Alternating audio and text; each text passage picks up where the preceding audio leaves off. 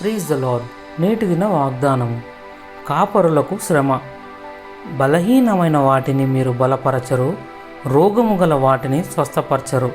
యెహెజ్కేలు 34:2-4. శక్తి ఉన్నవారు మనందరికీ ఏదో ఒక రకమైన శక్తి ఉంది.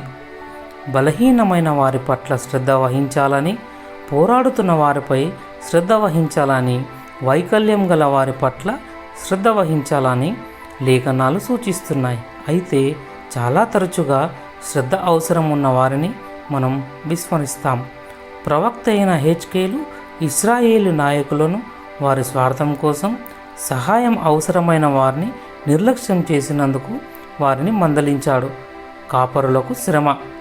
బలహీనమైన వాటిని మీరు బలపరచరు, రోగము గల వాటిని స్వస్థపరచురు, గాయపడిన వాటికి కట్టుకట్టరు అని దేవుడు యెహెజ్కేలు ద్వారా చెప్పాడు.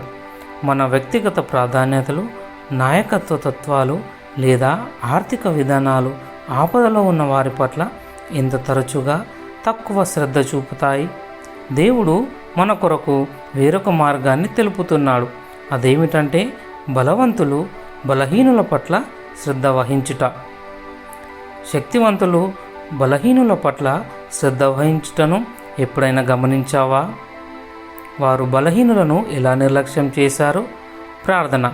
పరలోకపు తండ్రి, నీవు ప్రేమించినట్లు నాకు ప్రేమించుటకు నేర్పుము. యేసయ్య నామంలో ప్రార్థిస్తున్నా తండ్రి.